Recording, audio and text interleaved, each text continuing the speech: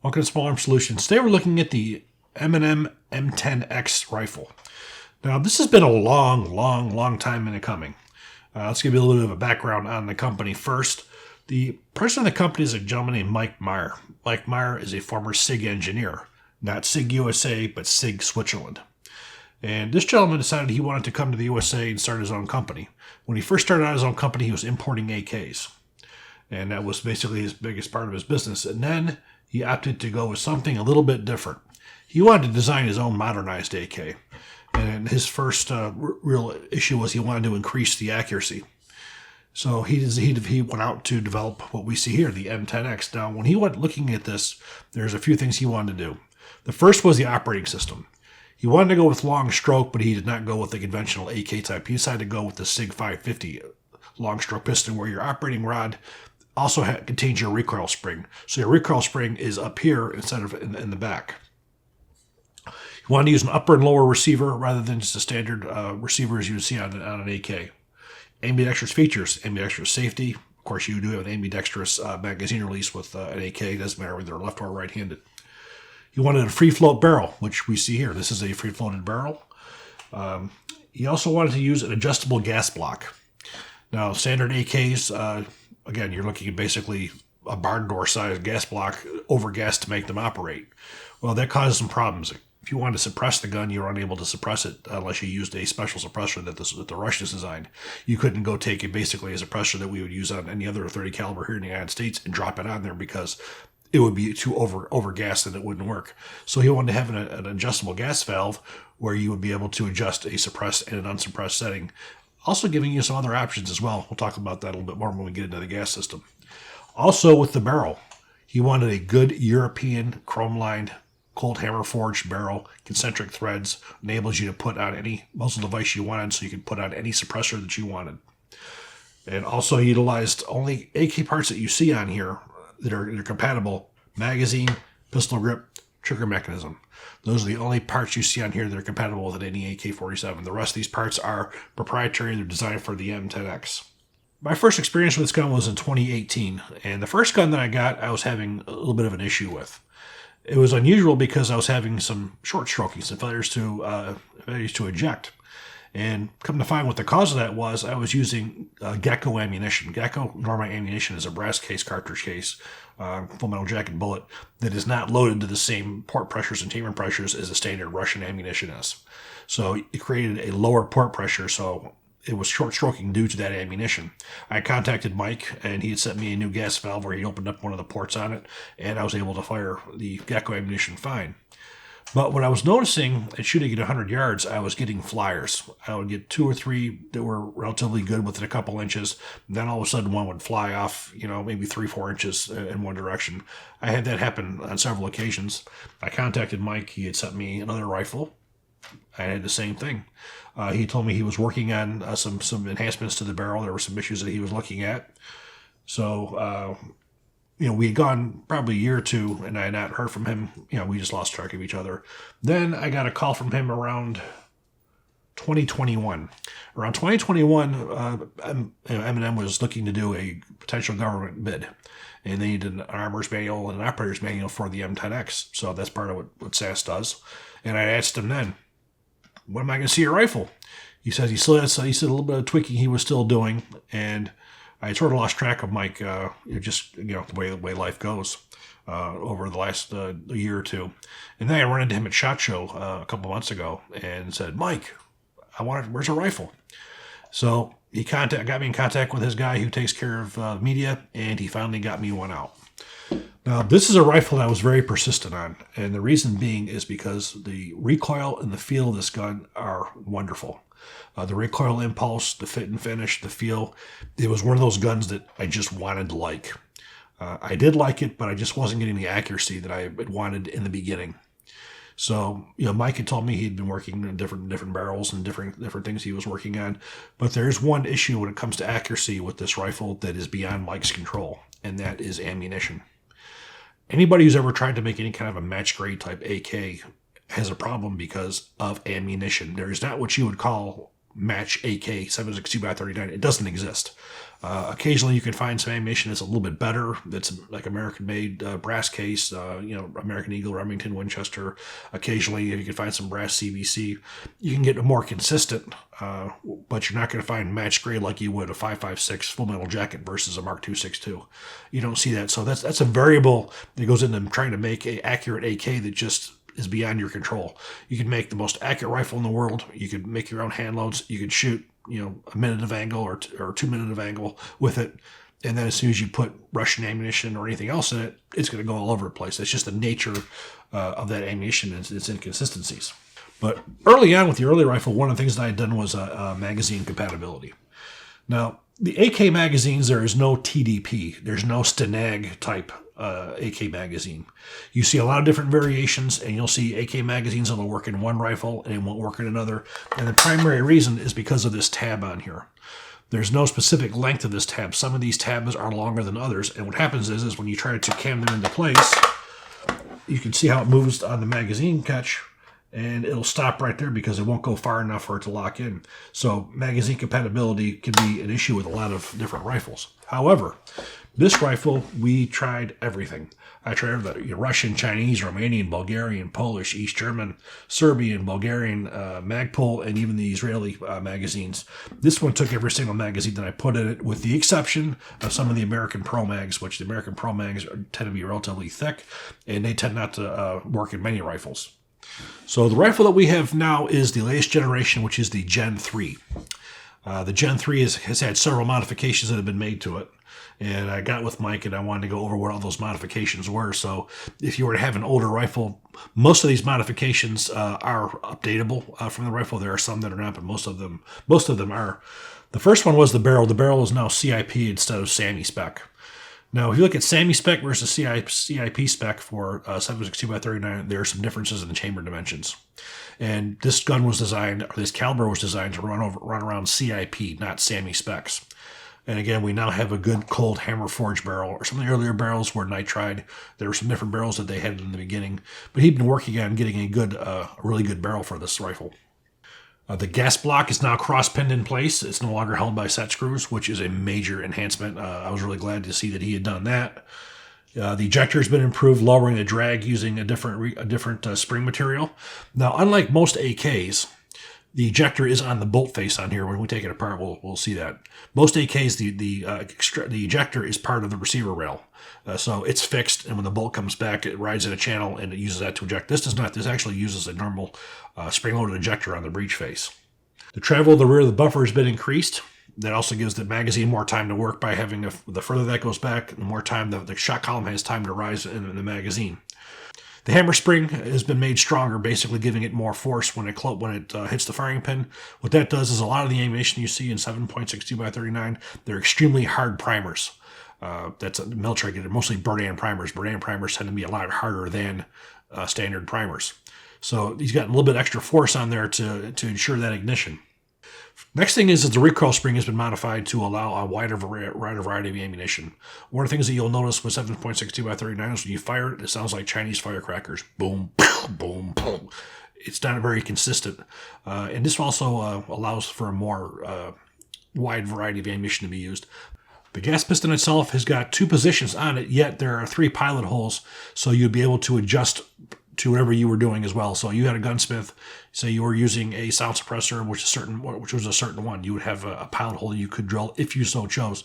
So you have a little bit of ability to custom do it yourself if you needed to.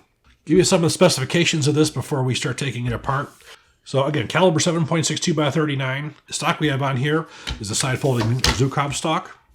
And for that, we have an extended length of 36 inches. And of course, if you were to pull out even further, we do have additional length on there. It goes from 36 to 38 3/4 inches. And if you were to fold it, you're looking at an overall length of 29 inches.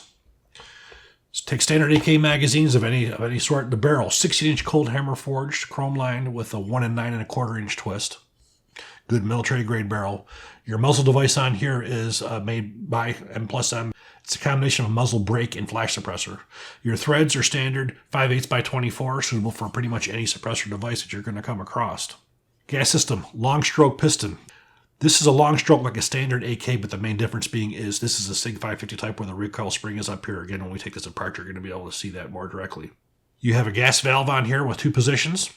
Handguard, you have a full-length Millisander 1913 rail on the top, and you have an M-lock on 3, 6, and 9 positions. And again, it's free-floated. Bolt carrier is machined and nitride finished. Receiver is 4140 machined and milled from carbon steel. And the grip is basically their own version of an AK grip on here. These initially come with some of the Magpul grips. I'm actually thinking about putting a Magpul one back on there just because I just like the feel of the Mo. But this is much nicer than the one that they originally had. So those are your basic specifications. Now let's go over how this thing works. Okay, standard magazine removed. Now check for safety. Now your charging handle on here is reversible. Basically, you're pushing in, rotating clockwise, pull right out. Now I can go over to the left-hand side, insert it in place, and then push and rotate counterclockwise, and now on left side. So whichever side that you so choose, you're able to do that with. I have to remove the cocking handle. Now I'll take the stock. I'm going to rotate the stock to its folded position. In the back, we have a button.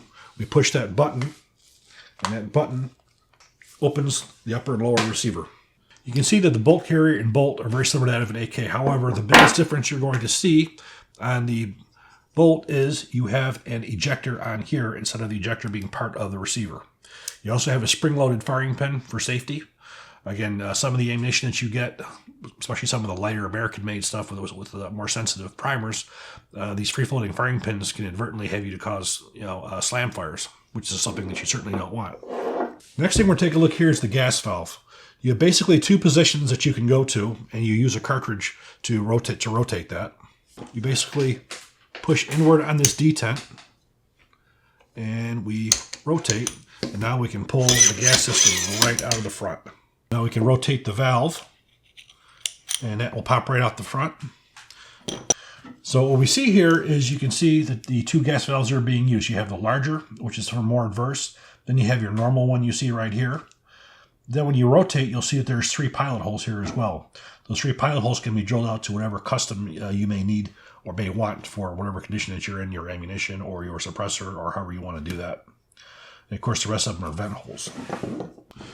So here's your operating rod, standard that of any other AK, but your recoil spring is on the front. And basically what's happening is your recoil spring goes into the face of the bolt, and then your charging handle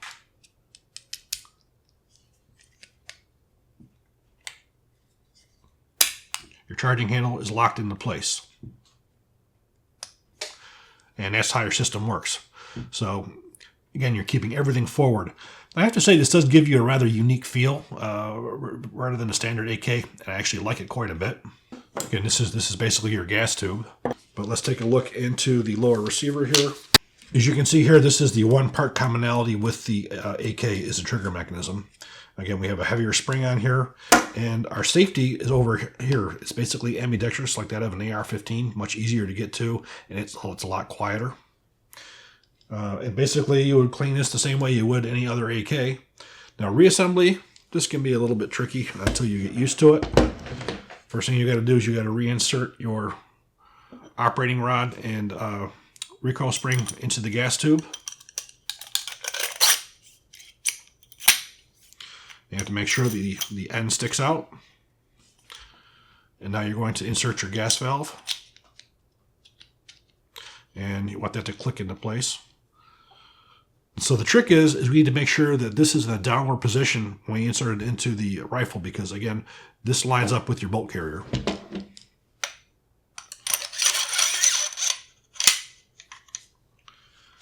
And once that gets into place, now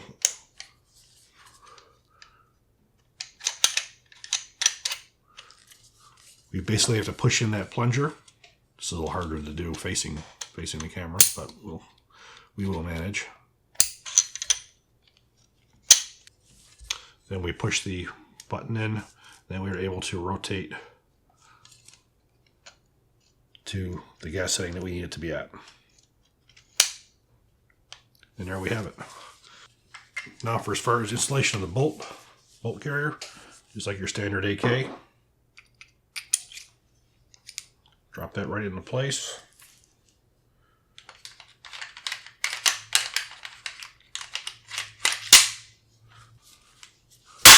Close your receiver. There you have it. I think we're going to take this to range and we're going to see how it shoots.